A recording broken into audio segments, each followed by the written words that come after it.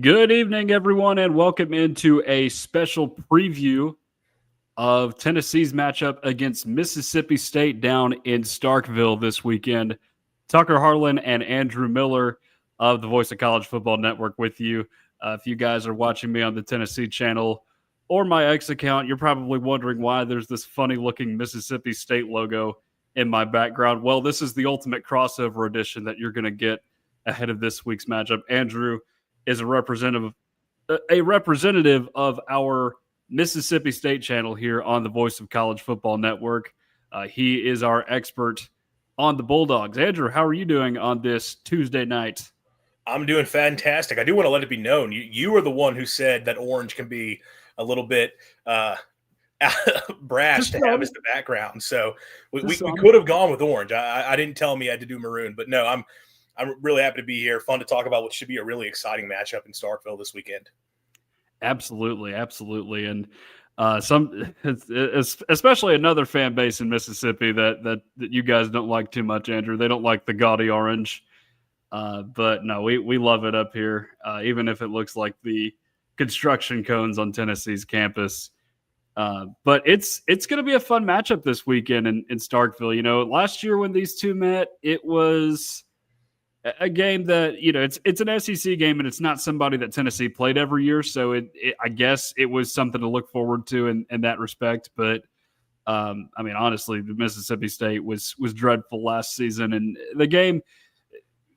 Good thing Tennessee had a good defense last year, because with Nico going out at the end of the first half, I don't know how they would have sustained it if Dylan Sampson and the defense hadn't stepped up, just because you were essentially relying on the Gaston Moore underthrown pass interference ball as a result, or just something to try and get you down the field.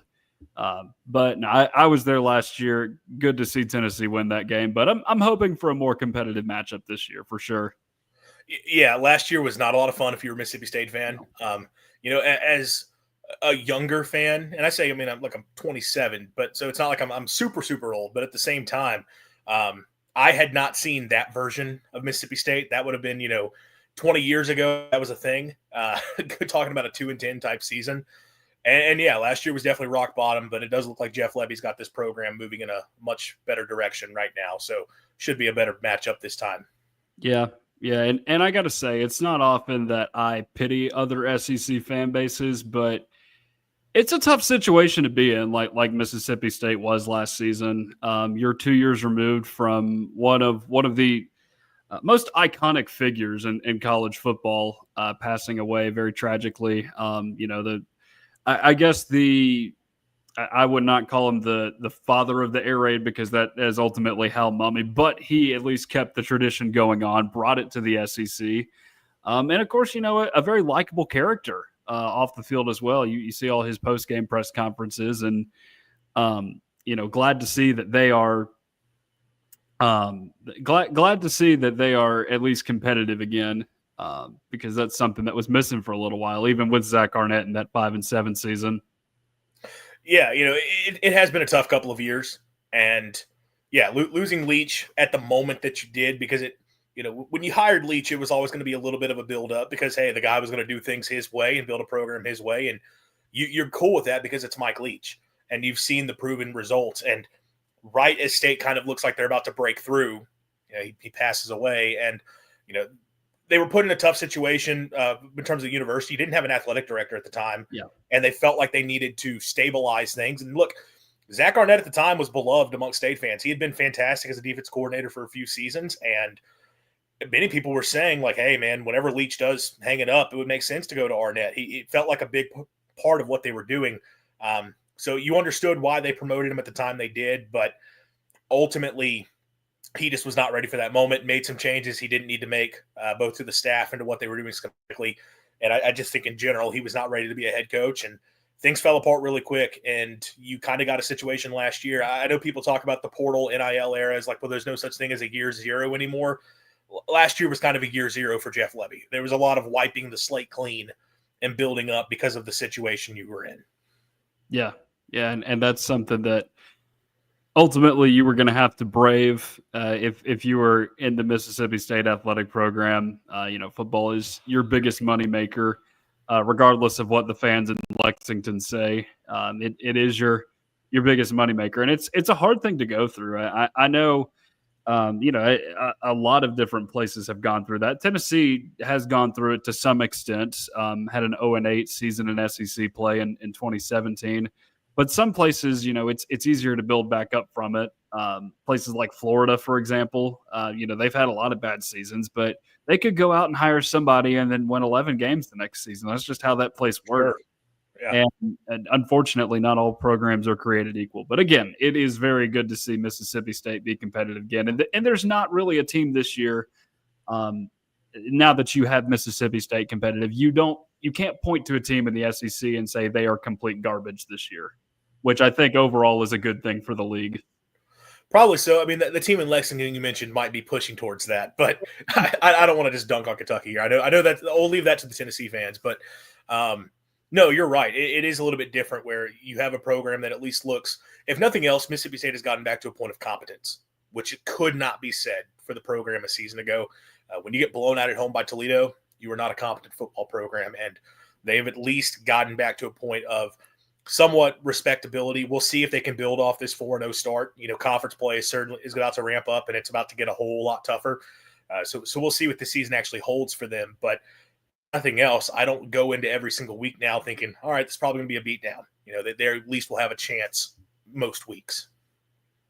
All right, so let's look a little more at the matchup this season. This is the 48th meeting between Tennessee and Mississippi State. Vols lead the series 30-16-1. Have won the last two in the series, but both were in Knoxville. Mississippi State won the last time they played in Starkville, 41-31. That Tennessee team was a team that is from a completely different era of Tennessee football, the worst era of Tennessee football, and maybe the best era of Mississippi State football, going at it with one another with Dan Mullen, Mississippi State. That was 2 years before they hit the peak with him in 2014, which, by the way, first 4-0 season since then for Mississippi State. So good look for them. What was I going to say about Tennessee and Mississippi State going into this year? That was the 5-7 Derek Dooley team. Right. That team had like a 10-2 offense, probably good enough to win an SEC championship, but like a 1-11 defense. Cordarrelle Patterson, man. Yeah, it was a fun football team until you got to the defensive end. It was, dare I say, comparable to what Mississippi State was on defense last season. It was close. It was bad, man. It was really, really bad.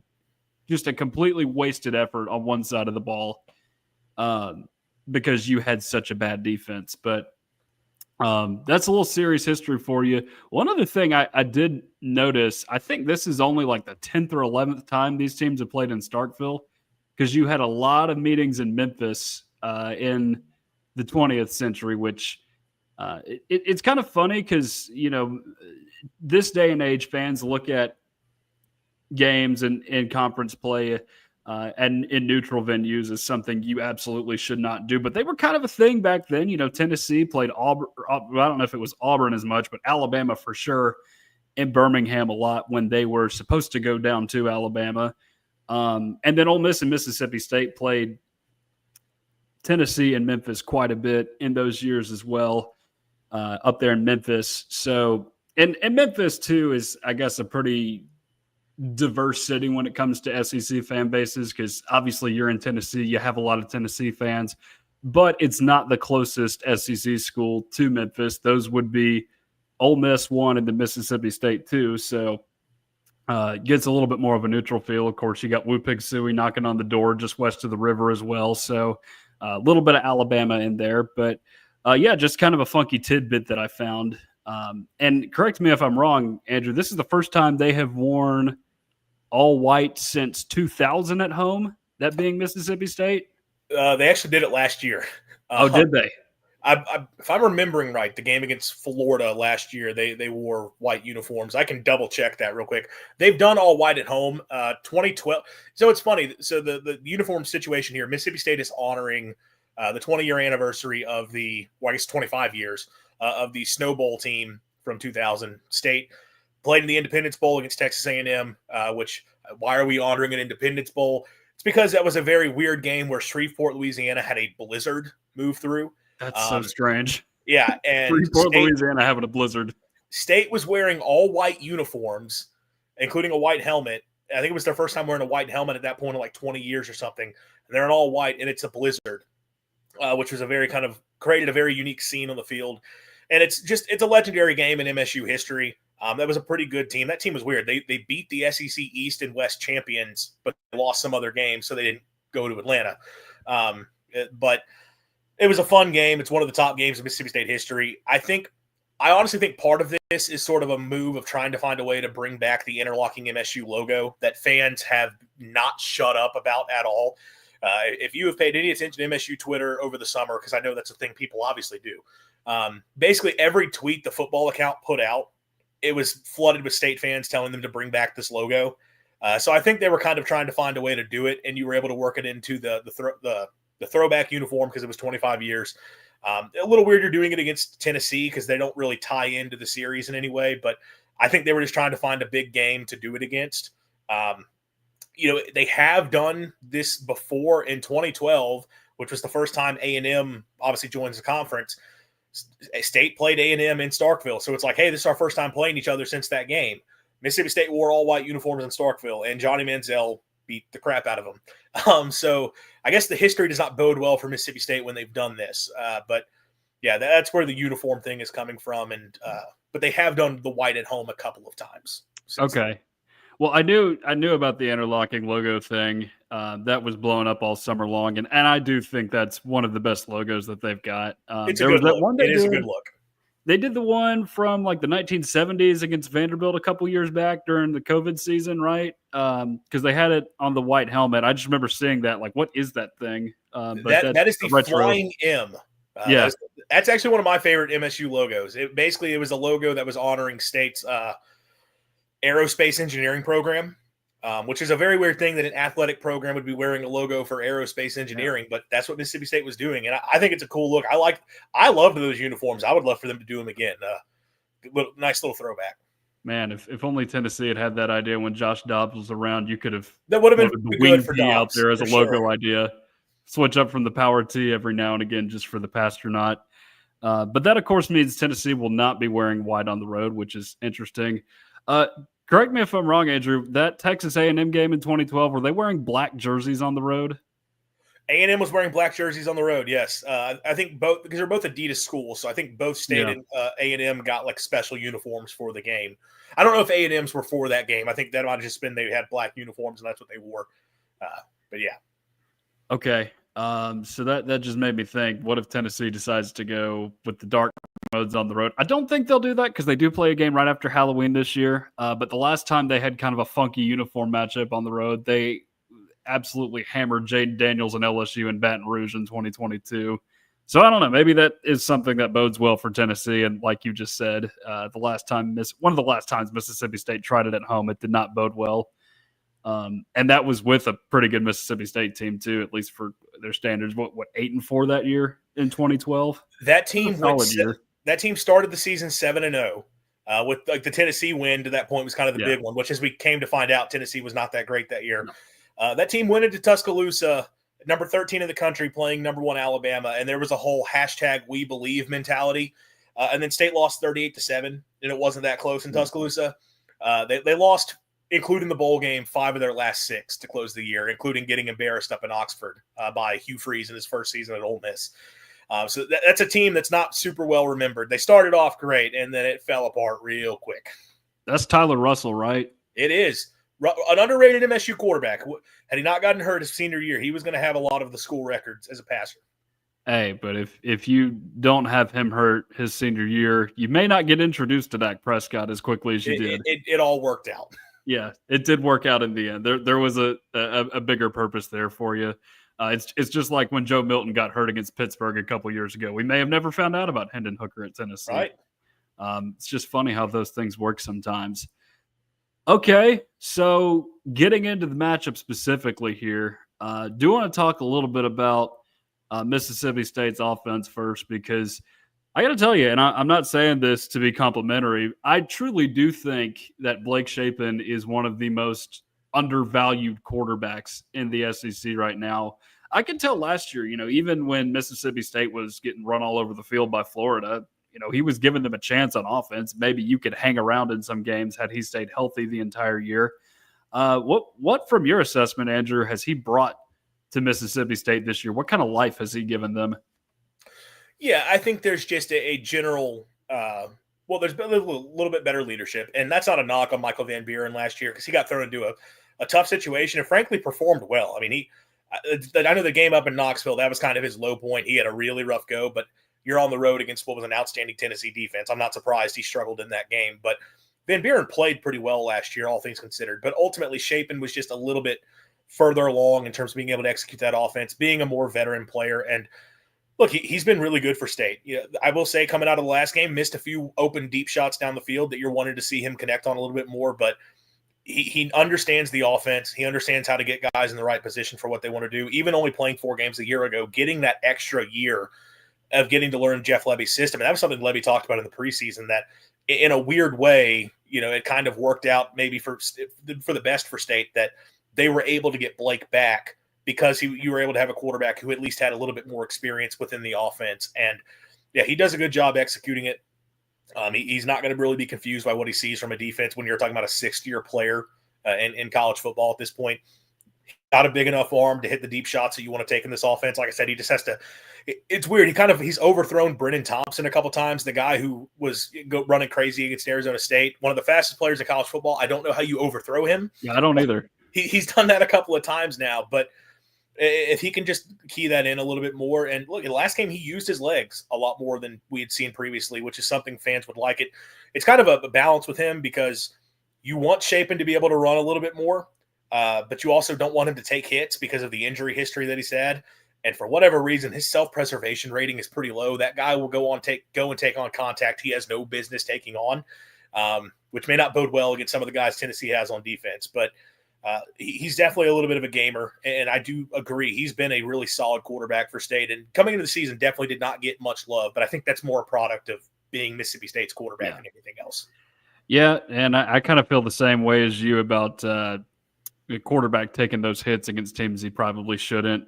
Joey Aguilar did that a little bit last week against UAB. Thankfully there's not as much of an injury history there like there is with Shapen, but I will tell you after having watched that Tennessee UAB game, Joey Aguilar absolutely cannot get hurt for Tennessee this year. So that's something that you gotta be mindful of if you're Tennessee going into this game. But it's funny because we're talking about this Mississippi State offense. It very much mirrors what Tennessee wants to do. A lot of running the ball to open up the passing game. And there's a reason for that because both coaches are very much cut from the same cloth. You have a lot of influence from, I want to just classify them as Big 12 guys because that's what they were, and Mike Leach and Art Briles. Of course, there's the family tie there with Jeff Lebby. Heupel and Lebby were coworkers at one point in time. I guess Heupel was a coach while Lebby was a GA. I believe it was two guys that are very close with each other. So I think that's one thing that's kind of cool about this is like you can look back at this and say, wow, there's another offense in the SEC that's kind of going off of the Heupel model, which it has been some other models in the past, but it's not just Tennessee doing this anymore. Yeah, as it's been dubbed recently, the veer and shoot offense or Briles system, whatever you want to call it. Obviously, Heupel's, it's so interesting to me that he basically became a guy that just adopted it when he was at Missouri was when that started. Cause like he was not from that tree, he came up under Mike Leach and the air raid. And I know Briles had some Leach ties, but Briles very clearly does things very different offensively. And Heupel just kind of said, you know what, well, after he got fired at Oklahoma, this offense looks cool. I'm going to start trying to adopt a lot of that stuff and hired some guys into the system. Obviously, once he gets to UCF, brings Lebby with him to help really get things rolling there. And it is kind of cool. You've seen Tennessee the last few years. Man, they look like a mirror image of those old Baylor teams, more so than a lot of the other guys off the tree. Like Lebby, I will say this year, they kind of feels like they've taken a lot of that back. But Lebby, if you watched him at Ole Miss or even at Oklahoma, it felt like they evolved things quite a bit. Whereas it was Heupel, who wasn't even from that tree, was like, this is what we do and do it really well, which I say that if you watch Tennessee this year, it's a pretty different offense than what they've been doing the last couple of seasons. It looks like they've changed things up quite a bit with some of the receiver splits and some of the different passing concepts. But yeah, man, it's a fun system when you got the right pieces for it. It's very much, it strives on run pass conflict more than anything else, is the way I always put it. We're trying to isolate one guy and put a defense in a position where they cannot cover everything on the field and will tear you up either way. And it's a really, really effective system that we've seen spread across the SEC now. Yeah, it's fun to watch these guys develop it a little bit more. Because you're seeing it at other places too now, outside of the SEC, guys that are coming off of the tree, so to speak. Alex Golish being one of them at USF, who appears to be coaching his way into a potential SEC opening. We'll find out who that is here in a matter of months, I suppose. Or maybe he takes that Oklahoma State job. Pour a beer or a smoothie out for Oklahoma State fans today. Been a tough day for those guys. So maybe Alex Golish can take over there or something. But then you got other guys. Mike Gundy, who, how many times did he try to get the Tennessee job? Like at least twice, right? At least twice. Yeah. Leveraged more money out of Tennessee for that job. So Tennessee fans do not like him for that reason. Leveraged the Tennessee job to get more money out of Oklahoma State, where he ultimately got a pay cut going into this season and has been 4-11. Yeah, I think it's 4-11 since two of his biggest competition in Oklahoma and Texas left for the SEC, which is kind of funny. A little bit, because yeah. We thought they were going to take over that conference, and they haven't. Oh, for sure. They haven't. So a tough day for those guys out there in Stillwater, absolutely. So, again, looking around this offense, you got a really good running back tandem, too, at Mississippi State this year with Devon Booth and Fluff Bothwell. Remember Booth having some pretty nice runs in that game against Tennessee last year. You could see the potential was there. It's just about how can we get the right pieces up front and get some other guys on offense and in order to really help him out a little bit. But you bring in Bothwell from South Alabama, who was in that highly productive offense last season with Gio Lopez in Mobile. And that's a guy who very much contradicts his name. He looks more like a bowling ball than a fluffy guy coming out of the backfield. And speaking of bowling balls, that's another guy from that 2014 season, Josh Robinson, that I have not forgotten about, who was how many tackles did he break against Kentucky in that one play? Was it 6 or 7? It was a lot. Right? I got a fun, quick Josh Robinson story. 2017 Mississippi State, Alabama. So I was a band kid. So I was in the famous room band at Mississippi State, and I was a tuba player. Tuba section, you sit at the top. And randomly during that game, we got a packed student section, and the students come around, and somebody bangs on the bell of my tuba and says, "Let me play that B." And I'm like, "Who is it?" I turn around, and it's Josh Robinson randomly there, and I couldn't let him play it. I've gotten in trouble for that, but it was very randomly Josh Robinson. But yeah, shout out to the bowling ball. Yeah, absolutely. But I'd say that to say that we have not seen a ton of just stellar Mississippi State running backs, bell cows, if you will, no pun intended, in that backfield. Not that he's necessarily one just because, Booth is splitting carries a little bit, but a guy that could potentially take over. I mean, I'm trying to think here recently, like Kylan Hill is the last big one that comes to mind. Yeah, so it's funny, Dylan Johnson and Woody Marks, who were both Leach guys, no one's going to think about them at Mississippi State because they were playing in the air raid. Yeah. And they were catching more passes than they were getting carries. But both those guys, Dylan Johnson, when he went to Washington, he ran for it was like 1,300 yards on that national runner-up team. And then Woody Marks had a great season for USC last year and is now in the NFL with the Texans. Like those guys were big-time talents who would have had the big numbers had they played in a different offense. But yeah, Kylan Hill was probably the last one who had the big rushing numbers. It's a little bit of a return to what a lot of State fans know and love. That was sort of the one thing all throughout the Leach era. And I am an air raid guy through and through. I'm like, I'll say throw the damn ball all day. I'm for it.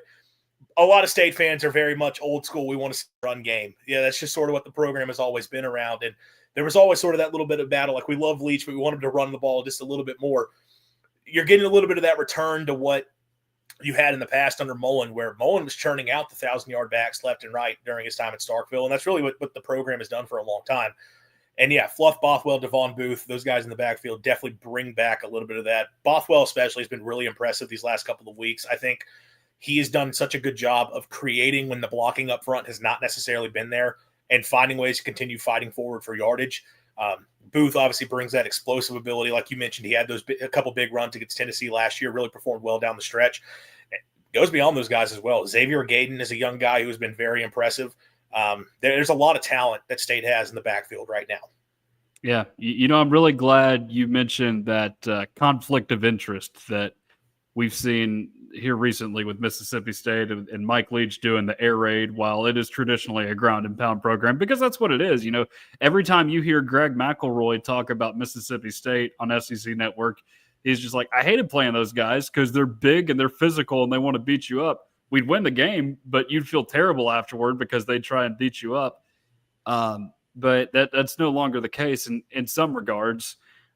Because you still have Bothwell and of course he's a bruiser of a back. You got a big offensive line this year down there as well. What are they averaging, like 325?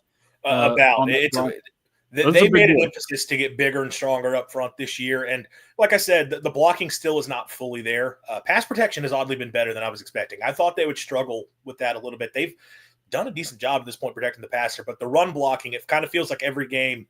First half, they struggle to get going. Second half, they tend to start to sort things out a little bit more. But they definitely wanted to be able to run the ball more consistently this year than they did last season. As you talk about, this is an offense where they do want to be able to run the football quite a bit. You need to be able to do that. If you're going to get the one-on-ones to the receivers that you want downfield, you can't have the defense being willing to sit back with 2 or even 3 high safeties like they do play in this system. And in order to do that, you better be punishing them on the ground when you do hand the football off. And last year, State just didn't do that consistently. They would get a light box to run into, and it wouldn't produce very good results because they just couldn't block it all that well. They're trying to improve upon that this year, and it's been hit or miss. Yeah. And you mentioned the one-on-ones with the receivers. Speed and Mississippi State are two things I did not think I would say in the same sentence, but they've got it this year with Brennan Thompson, arguably the fastest man in college football. And that's after having lost some really talented pieces in the transfer portal. You look at Mario Craver at Texas A&M, just went for 200 yards against Notre Dame, but they seem to be doing just fine this year at wide receiver, despite losing him and Kevin Coleman to the portal. Yeah, 3 of the top 4 in that receiving core were gone from last year, and that was a quietly very good group of receivers last season. It got overlooked because of the overall struggles of the team, but yeah, Craver and Coleman are 2 guys. Coleman specifically, I know State definitely wanted him back, and it was a tough situation. I know for a fact that they were willing to meet the NIL offer. His family just felt like it was time to go home to his home state of Missouri. Craver was a little bit of a different situation. I'm not going to get deep into it, but there was some butting of heads behind the scenes there. He got suspended, I think, against Tennessee. No, he was suspended against Missouri. I don't think he played against. He might have had 1 catch against Tennessee. He kind of got into some trouble late in the year, but from a talent standpoint, there's no doubt. You're seeing it right now, Texas A&M. The kid can play. So, those were very significant losses from the roster. And, yeah, they brought in a ton of portal receivers, but they ultimately were banking on a couple of guys breaking through. And, yeah, Brennan Thompson, from a speed standpoint, has been the big play guy. But Anthony Evans as well, transfer out of Georgia, who in his couple of years in Athens was kind of just a gadget player. They'd get him involved for a couple. He was a punt returner, and every now and then we'll throw him a screen. We'll get him the ball in a reverse, something like that. And State looked at him, and he was a guy Levy recruited out of high school to Oklahoma and was like, I know this kid can play. And he gets him here to Starkville, and through the first month of the season, he has been very impressive. And coming off a big game against Northern Illinois, but had a big touchdown early against Arizona State as well. Those 2 guys can fly for sure. Definitely threats downfield, but also threats in just the open space. Yeah, it's so funny with Brennan Thompson, too. He was one of those wide receivers on Oklahoma last year who was playing a lot when basically all the big names in that receiving core last year had gone down. And they went down quick at Oklahoma last season. I don't remember him doing a ton against Tennessee. He might have had a catch or 2 in that game against Oklahoma. He basically, his production last year was not much. He had 1 big touchdown catch against South Carolina. But Jeff Lebby was asked about this, and I don't think he was trying to make a shot towards his old quarterback in Jackson Armour or anything. But he said, if you watch the film, Brennan was open a lot last year for Oklahoma, and they just weren't able to get him the football. And he trusted that's a guy that when he got him here, he would be able to thrive. And obviously, familiarity with Lebby, knowing the system already. That was another thing Lebby talked about in 2023 when he was there with him. Brennan was beat up some and he was dealing with injuries, but also they had a ton of really good receivers on that team too that he was just playing behind. This is the first time where it's healthy and it feels like he's in an environment conducive to success, and he's taking advantage of it for sure. Yeah, well, that's obviously good to hear. And just thinking back to that team last year at Oklahoma, it's just so hard to identify what exactly went wrong. Arnold, I think, was a big part of it, and we saw that this weekend when they beat them out there, taking all those sacks. A lot of those are on him, but also terrible offensive line too, and injured wide receivers all over the place. Play calling was terrible for them as well. Yeah. Losing Lebby was a big there were a lot of Oklahoma fans who were kind of weirdly sick of Lebby at the end. It came back to bite them last year. Mm-hmm. I don't think they realized what they had. I'm not saying the guy's going to be an incredible coach just because he's Mississippi State's guy, but as a play caller, there's no denying the guy knows what he's doing offensively, and they downgraded big time going to Seth Luttrell. It just didn't work out for him. No, absolutely did not work out. Okay, so I've talked a little bit about my or Mississippi State's offense. Would you like to know anything about Tennessee's offense in this game? Yeah, absolutely. I mean, we have to start with Joey Aguilar, right? And the way that he's playing to this point. That was obviously the talk of the offseason with the Nico and what's effectively a trade. And Aguilar steps in. And a guy who had some production at App State but hadn't really shown consistent high-level play. But, man, he stepped in and has performed really well thus far. Like, what has stood out most from his game as the best traits he has going for him and why he's so successful to this point?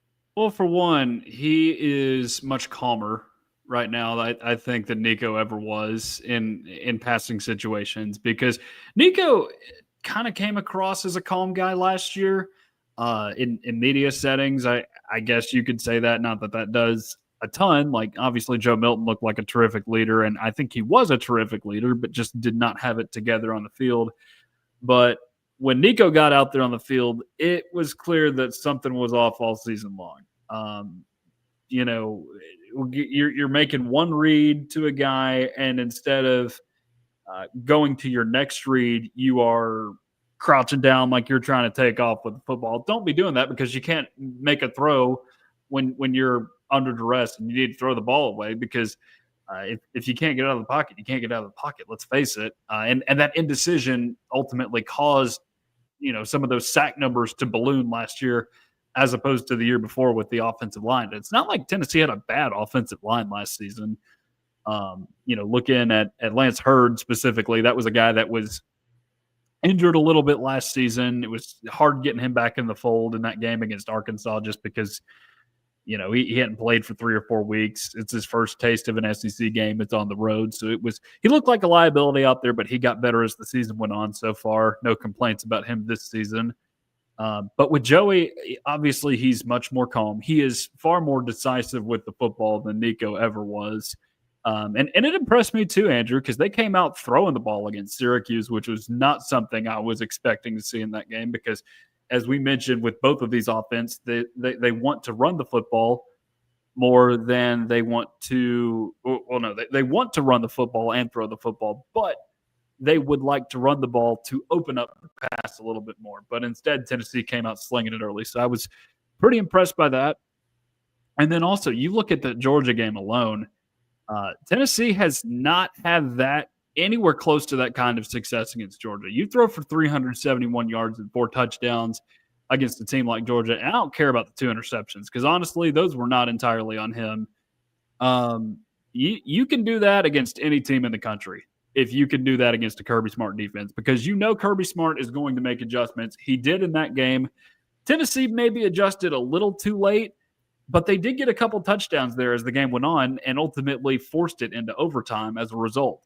So I think with Joey, it's a clear upgrade, very obvious upgrade, just because well, for one, this is year 6 of college football for him. This was year 2 for Nico last year, and he hadn't played more than 1 game his true freshman season. So experience lends itself well, but also there are a few traits about Joey that I think just make him a superior quarterback as well. Yeah, the thing that stood out to me watching Tennessee's offense through the Syracuse and Georgia games is the ball out so quick. Like there's been a few times you can look and see like if he was sitting in the pocket, maybe the pass rush would get there, but he doesn't give it a chance to get there. And that's the decisiveness is big. And yeah, the Georgia game, that was a big thing that stood out to me because, we know this offense is going to light up lesser defenses. It is designed to pick them apart. And Georgia was one of the teams that I've talked about. They were kind of Heupel's kryptonite, frankly, for a few years. And it's not just that they have the big time talent. It's that it felt like they kind of just knew how to handle the offense in ways that, Bama has shown with all the talent they have. Bama's not been able to handle the offense the same way Georgia was able to. And that's where I think, sure, the quarterback's part of it. I mean, I mentioned earlier, though, I think some of the change-ups Heupel's thrown in have been good. And some of the adjustments they've done with formations and the plays they've run, I think that helped them. I did wonder that Georgia game, like you said, Tennessee was able to get things going again in the fourth quarter, but kind of quiet in the middle of the game. What was it that Georgia started doing that gave Tennessee some problems there? Yeah, that one is something that I'd have to go back and look at the film to really give you a definite answer. But, Kirby is always going to make adjustments, starts to send the heat a little bit more, makes you strengthen the coverage on your wide receivers, make sure there's nobody's getting past you, I think is the big thing that Kirby has said. He said that in 2022, and that's what they did pretty much to beat Tennessee, just didn't let anybody behind them, essentially. So, and they were able to make some adjustments in that game. And it's funny because Tennessee has really had this happen in just about every single game now, where it's like you get going quick out of the gate, but then for 5-10 minutes, you're just not able to do much on offense in those little spurts. It's kind of funny because that's kind of what happens with the basketball team every now and again. You might come out starting hot, and then you get into like a 5-minute window where you just can't do anything, but it'll pick back up eventually. I think that's something that Tennessee is going to have to try and limit a little bit. Make sure that you don't get stuck in the mud a little bit. And, you're going to Mississippi State this week. It's your first road game of the season. Do I think it could happen? Absolutely. But you got to find a way to minimize it while, you've got still another 2 or 3 quarters to go in a game.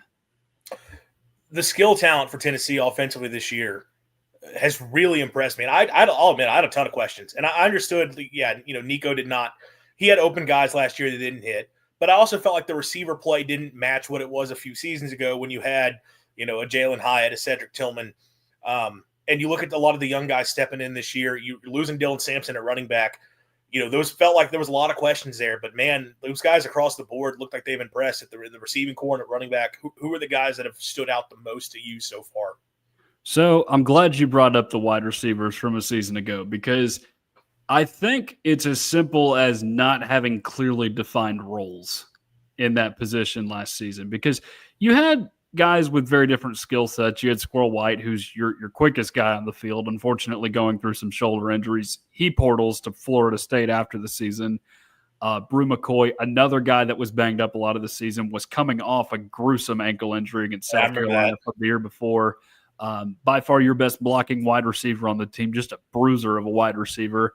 And then you have Dante Thornton, who's on the Las Vegas Raiders now, who obviously very tall, very rangy, but a guy that could fly down the field too. So you got him used a lot. I think that was probably Nico's favorite guy. I felt like if you were going to get a big completion to anybody last season, it would be him. The one guy that really got involved last season that is playing a lot this season and is doing a ton for Tennessee right now is Chris Brazzell.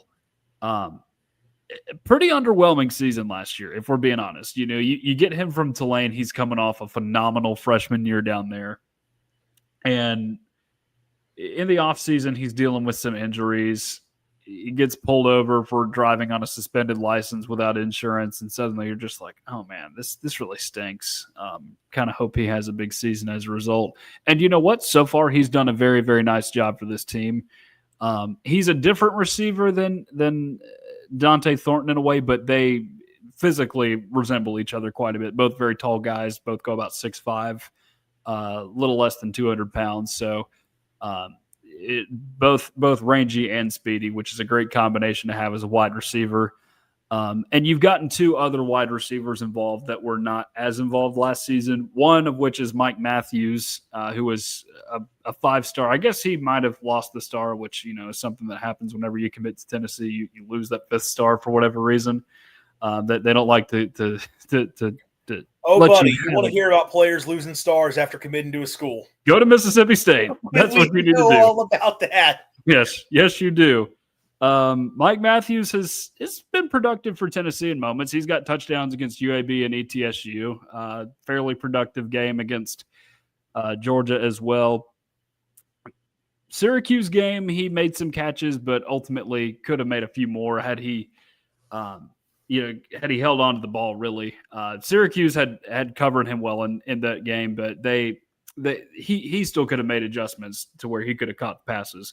Braylon Staley is another guy who's a redshirt freshman coming into this season, who we just didn't know a ton about, but they uncorked that first deep ball to him against Syracuse, and it's just like, oh boy, this dude could be special in this offense. And the last big wide receiver Tennessee had from the state of South Carolina in its offense was none other than Jalen Hyatt, the school's lone Biletnikoff Award winner.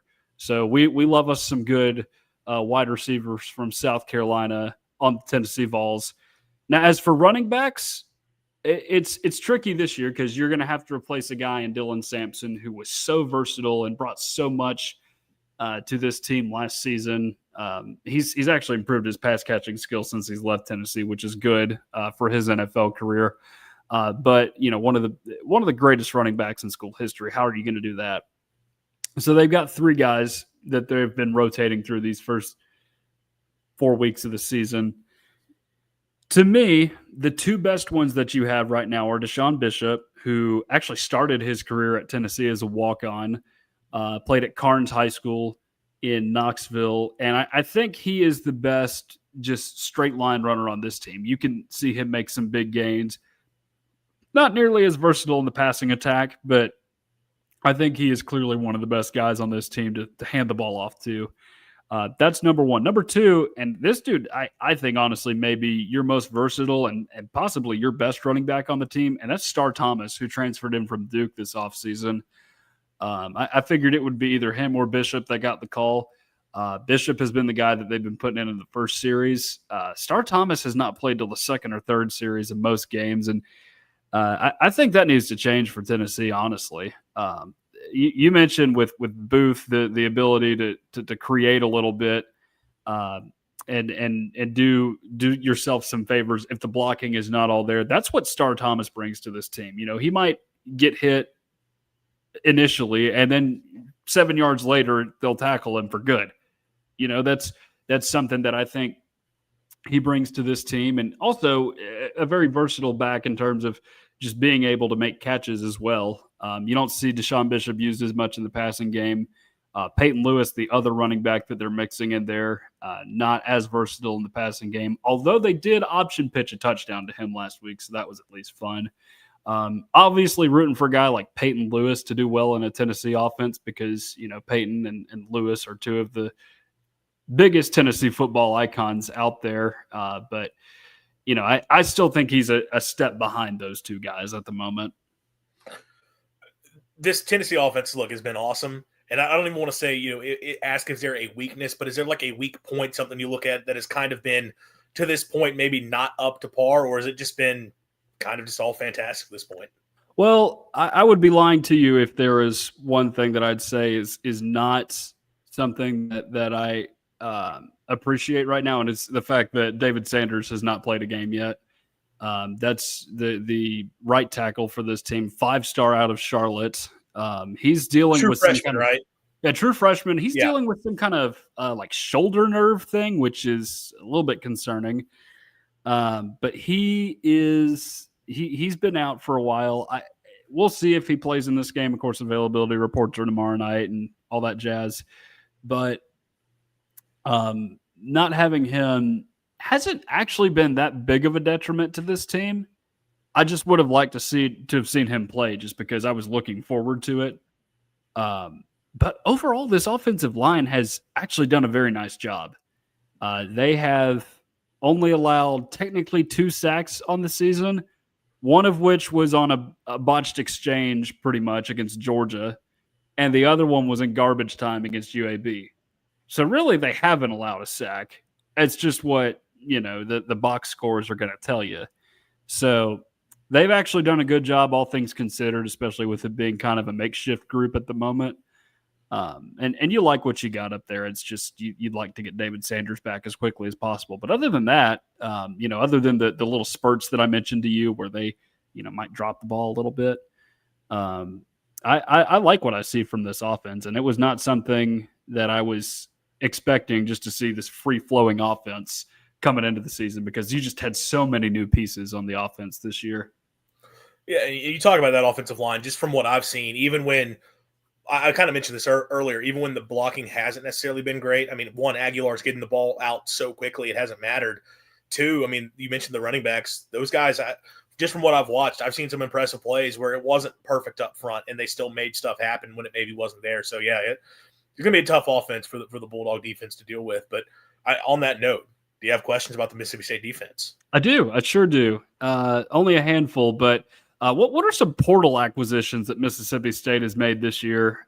Or is it just guys that Mississippi State has, coached up and developed under Hutzler that they've gotten ready to put in these situations in SEC play? It's a little bit of both. And what's unfortunate for State is the biggest portal addition they had defensively, who was the most impressive, is done for the year. I was going to ask you about that. Is it Will Whitson? It was Will Whitson. And, man, the first two games, and there was one, I can't even say 1.5 games because he only played 25 snaps in the season opener against Southern Miss, and then he plays the first half against Arizona State. The guy was a menace. I mean, it was 4.5 tackles for loss, 2 sacks, was just creating constant disruption. He was that missing piece that State needed on the defensive line. Like, look, we know it's not going to overnight go from being the worst defensive line I've ever seen in my life to being a across-the-board great unit like they had in 2018 with Jeff Simmons and Montez Sweat rushing off the edge. But you thought if they could get one guy can make a whole big difference on the defensive line, and he was that player. And then, unfortunately, gets hurt at the end of the first half against Arizona State and done for the year. And I will say, since he went out, they're kind of still looking for some defensive linemen to step up. The Arizona State was able to really get things going in the second half in his absence. Northern Illinois last week kind of was able to get some stuff blocked up front a little bit more than you would have liked to have seen. So they're still looking for guys to step up. But in terms of guys who have stepped in here, on the defensive line, Rashawn Thomas has been able to make some plays. That's a transfer out of Northern Illinois. Malik Silla has done a really good job. That's an A&M transfer at Jack linebacker who has made some plays rushing off the edge. I don't know if he has a sack to this point, maybe like half a sack, but he's gotten pressure on several occasions.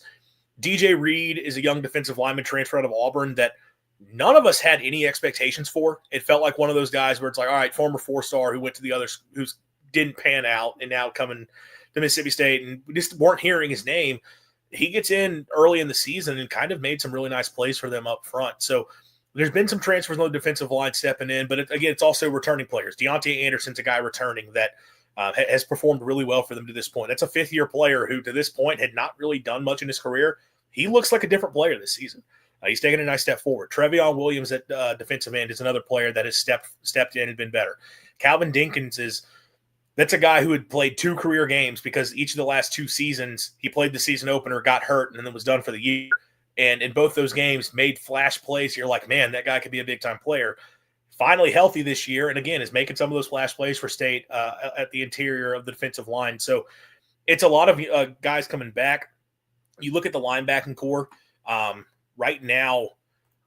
Zachary Tillman is a name that fans have been really excited for. He kind of impressed last season. Jalen Smith, a name that you guys will know. Oh, yeah. We know about Jalen Smith. He's been a good player for State to this point. I don't know if he's stepped in and been just a dominant force at linebacker, but he's been a really nice, solid player for him. Nick Mitchell is a veteran in that group who has stepped up and gotten a lot better than I think people were maybe expecting him to be. Darian Gillette is a transfer out of Texas at linebacker that has played well, although he did not play last week, and we're still waiting to see injury report what his status will be this week. So in the front seven, it is a true – I was going to say front seven. It's the whole defense. It is genuinely a true mix of guys coming back the second year. Isaac Smith on the back end is a veteran piece who was outstanding for them a season ago. They're listing him officially as a strong side linebacker this year, but he's playing the same role that he did last year, which is a hybrid safety linebacker type who sometimes will still play coverage deep middle of the field. Another guy who transferred in at safety that's been impressive at this point, Jerron Manning, who came over from Old Dominion. Now, he got hurt last week, and it was one of those deals. Got hurt, leaves the game, comes back in, and then looks like he got himself hurt worse. I don't know. Again, we don't know the status there, but he's been a nice impact player for them. But Brian Lanier, Hunter Washington, a couple of veteran guys who are playing better this year than they were a season ago. The breakouts on defense, and I know I'm just running through the whole unit. I'm not really kidding. That's fine. The impressive breakout to this point, Kelly Jones and Diego Brumfield at corner. Cornerback was the biggest position of concern for this entire team coming into the season because last year they lost their number one guy in Bryce Pollock to Texas Tech. He transfers out this season. And look, he was one of the few guys on that state defense from a year ago that you're like, we didn't want to lose him because he didn't have incredible numbers, but he played serviceably enough with no pass rush in front of him. And he actually performed pretty decently well. And then State didn't really address the position in the portal. They went out and got a couple of guys, and Javen Williams from Kennesaw State, who was not a starter at Kennesaw State. Dwight Lewis III was an NAIA guy who stepped in that had some power conference offers, but still, it's like, how is that guy going to go from the NAIA ranks to playing in the SEC? So there was a ton of corner might be a huge issue. Kelly Jones is playing like a first-round pick at cornerback right now. I know Pro Football Network, they've been sharing their grades for players. And I know Colton Hood for Tennessee has shown up on a few of those as one of the higher-graded players in the country. Kelly Jones right now is leading the country in catch rate allowed. And Diego Brumfield is actually graded out a little bit higher than him, opposite of him. That position, it's two guys who came back who there were no expectations for. Or I will say for Jones, that's a guy who's 6'4", 190 and is probably the second fastest guy on the team after Brennan Thompson. Does not look like a cornerback from a size standpoint. You don't see 6'4" corners all that often. And everyone has always said if the physical traits could match, if he could get the potential and the physical traits to actually match production, he would be a huge big-time star. And it was just a kind of question of, well, is he going to do it? So far this season, he's doing it. So they've honestly had a lot of guys return, step up. There was a ton of fans were not happy to see Coleman Hutzler come back. There was a lot of, that was a dumb hire from Jeff Lebby. What does he think he's doing bringing this guy back? But Lebby trusted that with more experience and more talent on the defense, Hutzler would show that he knows what he's doing. And so far, they are improved. Yeah, I know another defensive coordinator in this game that was once scorned by the fan base for a little while. So that's something that it happens every now and again, but sometimes you get the right pieces in there and it works, and guys get more mature, and that definitely seems to be what's happened at Mississippi State. They're undeniably better this year. I do still wonder though, you're talking about that Arizona State game a little bit, and that's the one thing that us on the Tennessee side really had to go off of for Mississippi State. How much of that was the DBs making plays, and how much of that was Sam Levitt just looking uncomfortable? Because I did rewatch that game and I was looking, he's missing guys high and low and everywhere in between. It's not as if Mississippi State was blanketed all over him. It was a little. I will say there. It was a good mix. Kelly Jones did. I think Jones specifically, he was on Tyson much of that game, and kept him pretty locked down. But definitely, there were a few times, and Arizona State moved Tyson around to kind of try to find matchups. There were definitely times he was open, and he had one bad drop. It wasn't even just Levitt. Tyson had one terrible drop that would have been a big first down for him. But yeah, Levitt was definitely not in a good space in that game. The cowbells got to him big time in that game for sure. But also, look, State's pass rush was performing well in the first half of that game. A lot of that was Will Whitson, but there was a few other guys who had him under duress and was forcing some bad throws. So State's secondary, I will say, they do still deserve their flowers for that game. They played well, but Arizona State, it's one guy. And we talked about with Tennessee, they definitely have several receivers you have to look to. So I am wondering about that, how much they're going to be able to match up. But I talked about pass rush. They did a good job in the first half against Arizona State, but other than that, this season, they've not been great in that standpoint. They've got to find somebody to generate more of a pass rush. They got to be able to do a little bit better job on the defensive line from a run defense standpoint, because in second half, Arizona State, they were loading the box. State was loading the box.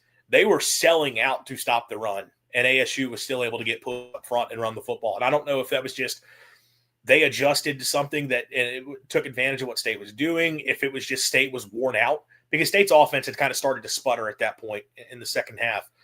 But whatever it was, like they were getting blown off the line of scrimmage, and they held up when it had to. They got the goal line stand at the end to keep them out of the end zone, which ended up being such a crucial play when it was all said and done. But definitely a little bit concerning what you saw there, and one of those things you look at, like, what is that going to be once SEC play hits? Yeah, and that's one thing that I've kind of thought about too. Like, Tennessee had that game last year at Arkansas where you thought they were going to absolutely take over. And that ended up not at all happening because you had pre-snap penalties and Nico being Nico and all that stuff. But I do wonder with this game, especially knowing what we know about Mississippi State against Arizona State's rushing attack, like just wasn't able to stop much in that second half. If that's something Tennessee could potentially exploit. And I think that's at least a possibility. But I guess the good news, if you're Mississippi State, is you could do the same thing to Tennessee as well. Potentially.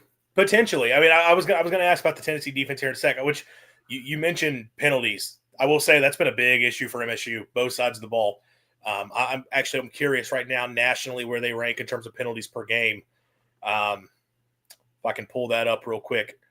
I don't know where Tennessee is, but it's still not doing great. I think it was not super high against Syracuse.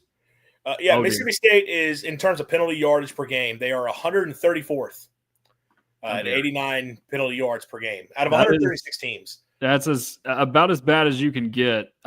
Southern Miss game, the reason Southern Miss, it was close at half against Southern Miss, was State was committing as many penalties as they could commit.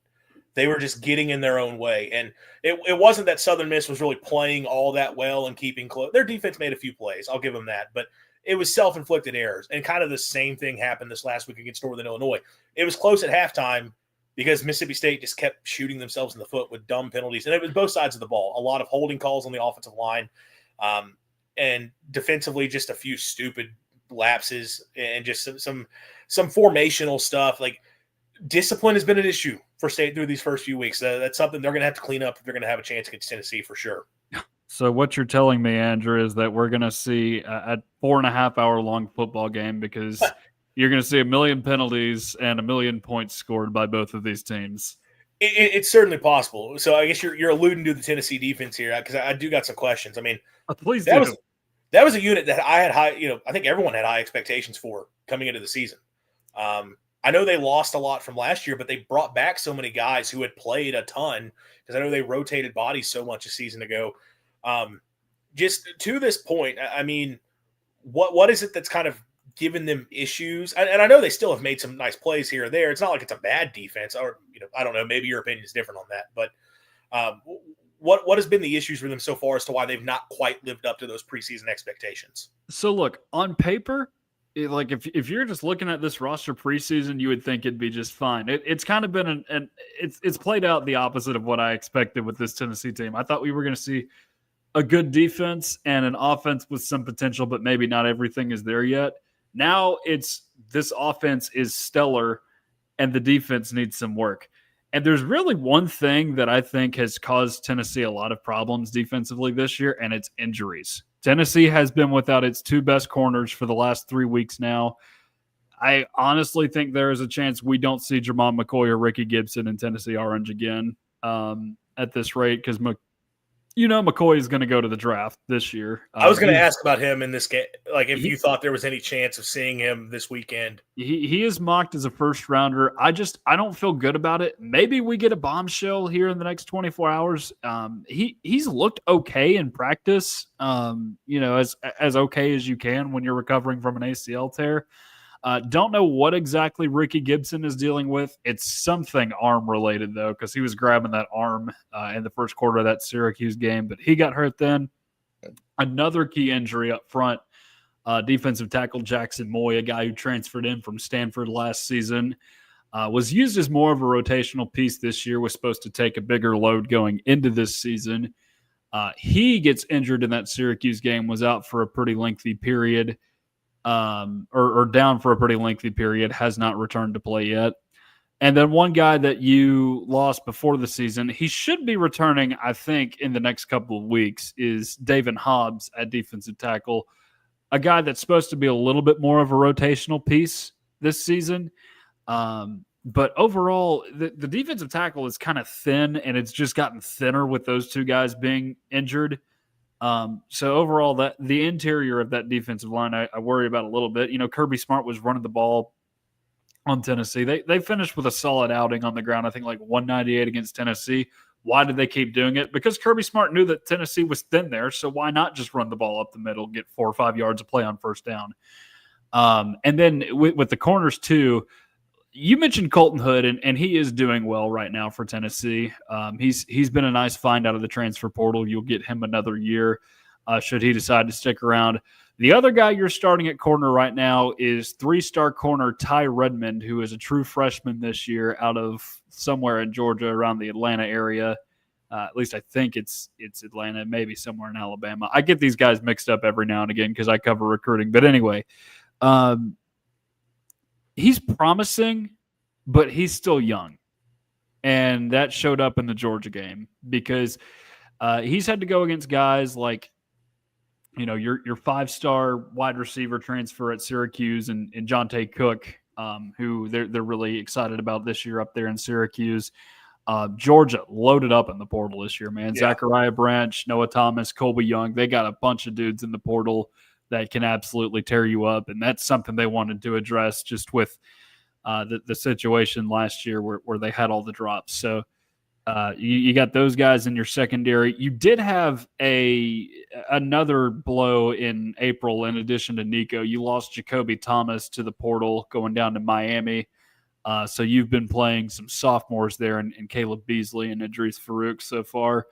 And then the other thing that we can't not address with this secondary is Boo Carter. That is a guy that has all the talent and resources in the world to be an all-conference player, but has just been immature and stupid off the field, frankly.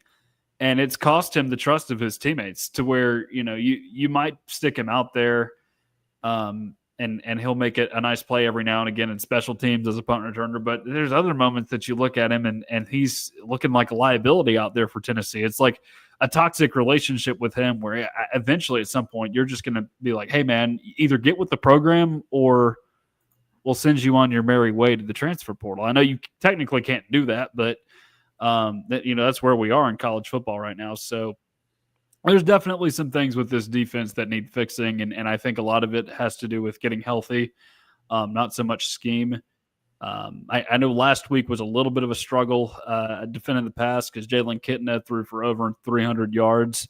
That is a little deceptive, though, because they're throwing all kinds of junk at Tennessee, lining up 4 guys on both sides of the field where they've got like a running back in the backfield, Jalen Kitna at quarterback, and then a wide receiver snapping the football, not between his legs. He's just snapping it like he's holding it down here like a holder and then just doing it like that, which is something I've never seen outside of flag football before. So UAB was throwing a lot of junk at Tennessee last week, but at the same time, there's no reason UAB wide receivers should be getting 20 yards of separation against SEC defensive backs. There's just no reason that should be happening.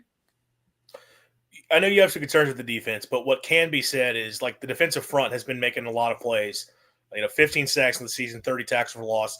I know Joshua Joseph's a terror off the edge. Just, can you talk some about him, but also some of the other guys who stood out from this defensive front in terms of getting after the quarterbacks and making plays in the backfield? Yeah, so Josephs is a guy that a lot of us were very high on going into this season. He kind of lived in the shadow of James Pierce for a while. It's kind of funny because James Pierce got to Tennessee in 22. In fact, they both did. And Josephs, between the two, was the only one that was getting playing time. But suddenly Pierce emerges in that Virginia game and then the following week against Austin Peay. And it's like, having a hot bat on a baseball team. You can't keep it out of the lineup after a while. Now, Josephs did get to play a lot more last season. In fact, he was very productive last season for the Vols. But now he's kind of emerged as your prime guy on that defensive line. So you've got him. You had a couple elder statesmen out there as well too. Don Bailey is your edge rusher, who I think he's either a redshirt junior or a senior this year. I forget which exactly, but he's been in the program for a while. Rare instance of a guy in which that just has loyalty to a program, despite not getting a ton of playing time those first few seasons. And then another elder statesman is Bryson Eason, who is my age. I've been out of college for 2 years now. But he's gotten a ton of playing time. In fact, I want to say they recruited him as a linebacker, but they bulked him. I'm sorry. I hit mute on you. I meant to mute myself. I'm so sorry. Do not apologize. It's okay. But yes, I was talking about Bryson Eason, how he's been at Tennessee for a minute.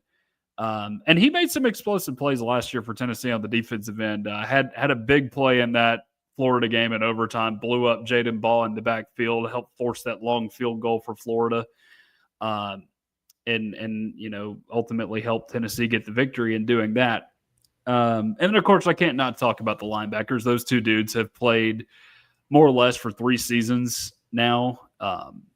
In Jeremiah Telander and Arion Carter, both juniors, but they've been playing since they were freshmen routinely. Both have at least Carter has dealt with some injuries, but I think he's the real alpha in that linebacker room. But Jeremiah Telander is what they call a tackling machine, not a super heavily recruited guy. Both of those guys were rotational pieces with Caleb Perry and Jalen Smith at Mississippi State now last season, and somewhat baptism by fire with both of those guys because Keenan Peely, who was one of Tennessee's linebackers for the previous 2 seasons, he hurt. I think he tore a tricep against Virginia in the first week of the season in 23 and was done for the year after that.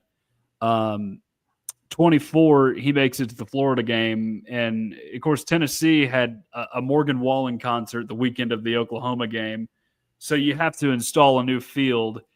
And you're awfully concerned that injuries may happen. And sure enough, there were not 1 but 2 torn ACLs in that game. Keenan Peely was one of them. Graham Mertz was the other one. So, those are 2 guys that have really that they've earned their stripes because they've had to go through some real adversity here. I am still concerned about what they can do against the pass. Because Tennessee's just not had linebackers that have been able to defend running backs when going out for passes. But I do think those guys bring you some valuable veteran leadership.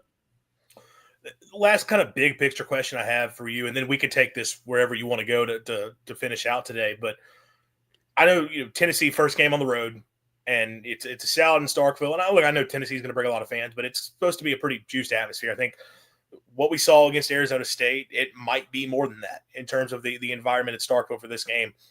I've seen, and I'm not saying that this is confirmed, I've just seen people suggest Heupel's teams at times have struggled on the road a little bit. I mean, how do you feel about this team? First game of the season going on the road into what is going to be a juiced up environment. How do you think they're going to be able to handle that? Well, first and foremost, I'm glad it's a day game for Tennessee's sake. Things do not go well on the road under Heupel at night unless you're playing against Vanderbilt, Kentucky, or Oklahoma last year. Typically, you look at the road games that Tennessee's won. 2 of them are noon games in LSU and Missouri that aren't Kentucky and Vanderbilt, I should say.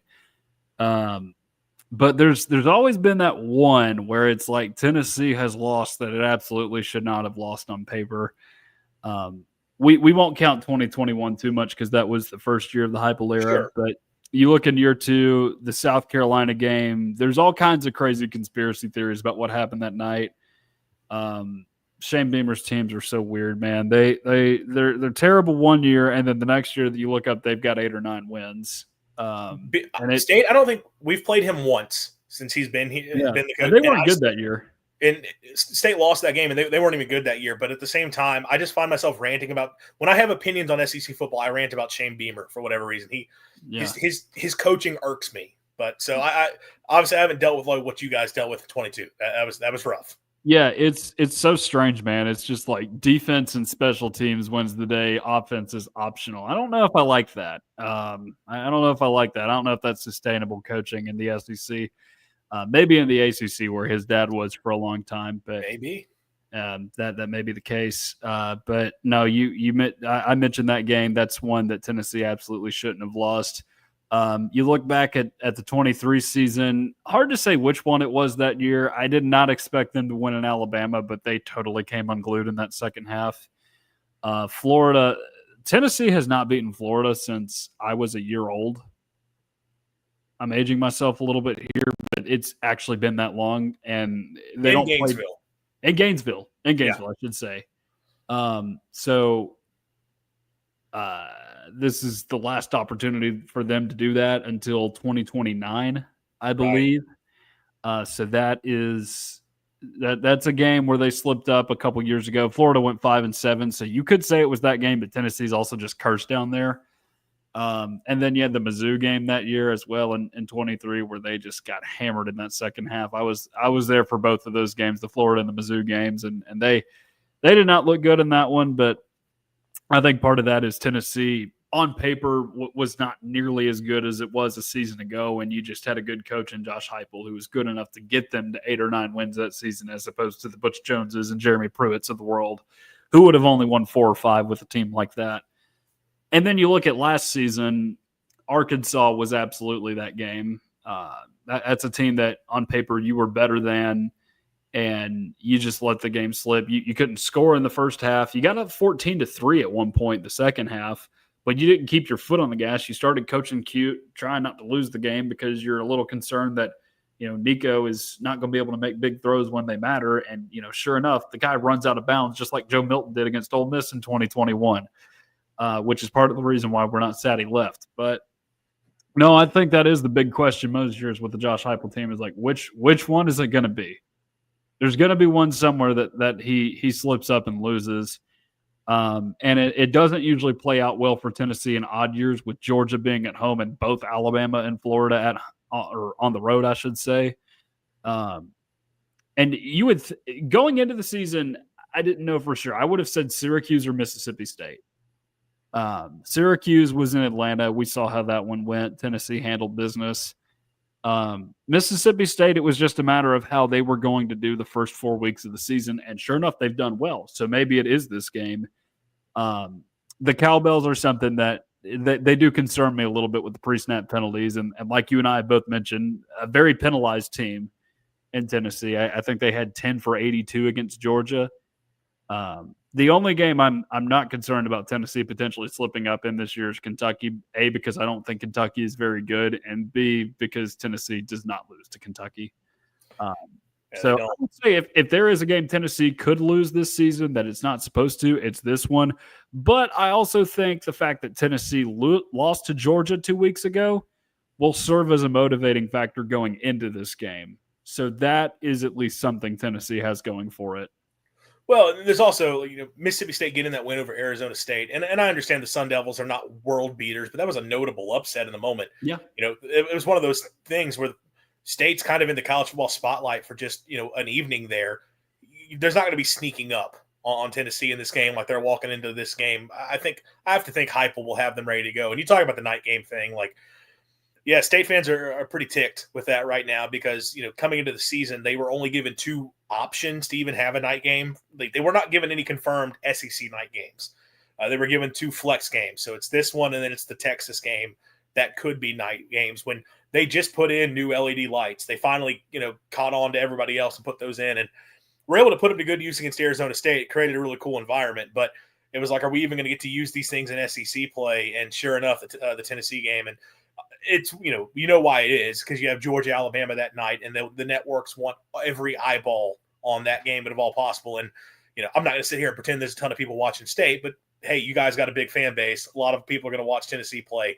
You need those people also watching Bama, Georgia at night. So it does sting a little bit, but I guess for what it's worth, a couple of the biggest environments State has ever had back in 2014 were day games. Texas A&M and Auburn, those were games in the day. So I think it's still going to be a fired up crowd, but yeah, however, how Tennessee handles that's definitely going to be a big deal. Yeah, and that was back when the 3:30 slot was prioritized by CBS, which was a big part of that. Not so much anymore. And it is kind of a bummer that Tennessee did not get Georgia as a night game, because that ended up being LSU Florida instead, and those teams ended up not being ugly game.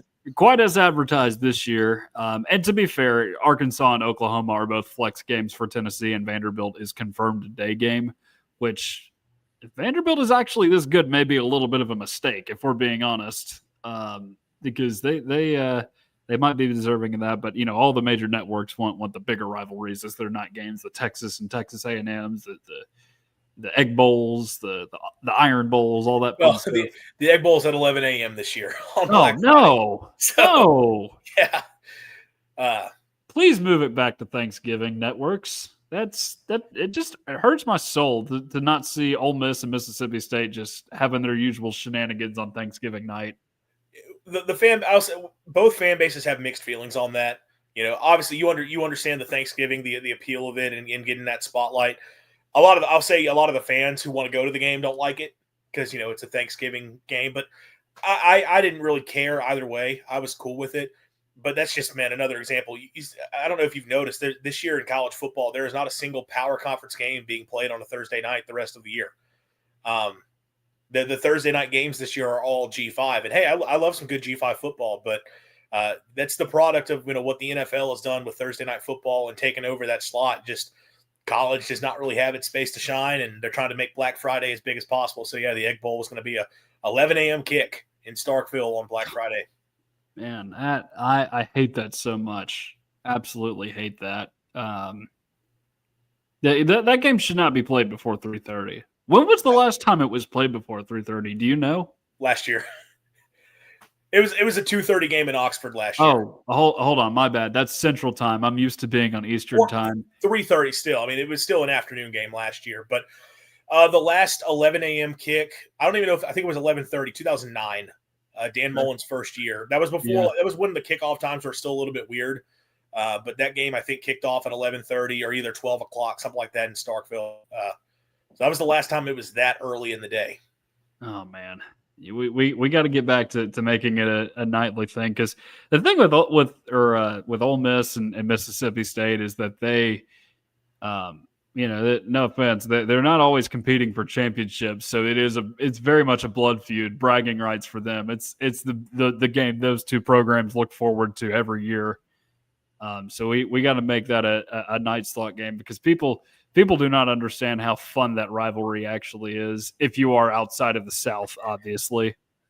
I would say if you're outside of the rivalry, it's fun. If you're within the rivalry, it's kind of miserable. I get that. I get that too. It's one of those series, but which I say that obviously it's not going very well for Mississippi State right now here in this moment. We'll see if Jeff Lebby can turn it around this year. All right. So last thing before we go, do you have a score prediction for what'll happen on Saturday? Oh, I don't know if I'll try to come up with a score off the top of my head. Look, I feel really good about Mississippi State right now. I love what Lebby's doing with the program and the direction. I think they're going to be able to find a way over the rest of the season to find a couple of wins and get bowl eligible, which before the year, I actually came out and said, my baseline expectation for this team of hey, things are moving in the right direction.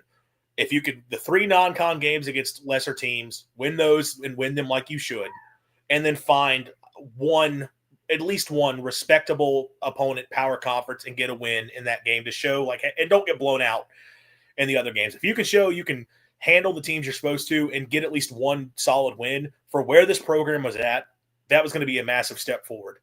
They've accomplished all of that through 4 weeks. So that did raise the expectations a little bit, but I still recognize the schedule's incredibly difficult. I don't know if you've looked at State's upcoming stretch, but man, it's going to be tough. They're going to be in a lot of really difficult games. I think they can find a couple to get bowl eligible, and I think they have a chance this weekend. I think it's going to be a fun game, but we got the question right off the bat about can State win either line of scrimmage, and that's kind of the concern for me in this game. I do think State, from a receiving core standpoint, you talk about some of Tennessee's issues, covering the pass. I think State has a chance to hit some plays downfield. I think Fluff Bothwell and Devon Booth can maybe occasionally make a few runs happen to keep the offense going. I do think, though, Tennessee's pass rush and defensive line will probably be able to get after Blake Shapen some, and I do worry about State being able to do enough in terms of getting after. I think State's corners might actually perform well in this game. We'll see how their safeties are able to handle some of the coverage, because like I said, with Tennessee, it's not just one or two guys. It's you got to cover the entire field with those receivers, which means your safeties have to be able to cover too. And we really haven't seen that yet from those guys. But State's defensive front, I do worry about them being able to make enough plays. I think Tennessee's offense probably has a big day and is able to get it done. So I'll take Tennessee getting the win. I'll say 38-29. I'll go right now. So I guess I have the Vols covering the spread. I mean, it's 38-30. I guess I'll go, or somewhere along those lines. I think State will get some points on the board, but I do think Tennessee ultimately pulls away. I'll change the score one last time just so that 36-30. How about we'll go there? Okay, you got the cover of the spread. All right, I get that. Okay, so the reason I'm smiling is that's actually very close to what I predicted. I said 38-27 last night. I could see it for sure. And I think that's it's a fairly logical prediction. I had a buddy of mine who I went to high school with who goes to Mississippi State right now, actually pretty heavily involved, I think, in their sports management program. Okay. He said he would think it's a little bit more of a lower scoring game. I don't see that happening. Just with the way these defenses have looked the first couple weeks, just with what we know about Mississippi State's issues defending the run, what Tennessee's dealing with trying to defend the pass a little bit, and just the fact that you've had some fairly productive offenses in the first couple weeks. But I do ultimately think Tennessee finds a way, but it's going to be a competitive game. Like I could see it potentially being 31-27 late. You hand the ball off to Deshaun Bishop, he scores a touchdown, and Tennessee gets it done 38-27. Like I think it'll be a very competitive game. Yeah, I could see something like that. It's funny you talk about, thinking a low-scoring game. You mentioned it earlier that your perception on Tennessee, both sides of the ball, is kind of flipped. Exact same way for me. I had a ton of questions about this Volunteer offense coming into the year, but I thought defensively they'd be pretty strong. And I actually said in the preseason, I mentioned this on our live show last night, that coming into the year, I would have thought if State was going to win this game, they would have to kind of win a rock fight. And at the time, I didn't know that State defensively would be improved enough that could possibly happen. And I know we're saying that. I don't think State's defense is going to be dominant in this game by any means. Now I look into this game and I'm like, yeah, if State's going to win, they're going to have to win a shootout. But you know what? Look, when it's Jeff Levy and Josh Heupel, it should be a shootout. That feels like that's the way it's supposed to be. So, yeah, they're going to have to put points on the board. I think a big thing is so far this season, State's offense has been a little bit overly reliant on explosive plays. And that's a part of what this offense does. They're trying to create the big plays. Jeff Levy always says, they want to score from far. That's the thing that he says. But you also at times have to be able to sustain drives, and you have to be able to move the ball more consistently. I think Tennessee's been a little bit better at that, and I think their players on the defensive front can make a big difference in limiting what State can do. So, yeah, I'll take the Vols to be able to pull the way and get it done. All right. Well, that is going to do it for us tonight on this special preview of the Tennessee and Mississippi State matchup in Starkville. Andrew, it was a lot of fun, man. Always great to hear about another team from somebody else's perspective, especially one that follows the team closely. Always really enjoy getting to do this. Yeah, man, I really enjoyed it. It was definitely great to have the back and forth. And I know people watching our channel, definitely going to enjoy getting the insight on the Volunteers. Looking forward to the game this weekend. Should be a whole lot of fun. And thanks for having me on, man. I really appreciate it. Yeah. So everybody go subscribe to Tennessee at the Voice of College Football and Mississippi State at the Voice of College Football. Get you close to all the great Tennessee and Mississippi State football content that you enjoy. Please like, share, and subscribe to those channels. Would do us all a favor and yourself a favor. For Andrew Miller, I am Tucker Harlan. Enjoy the game.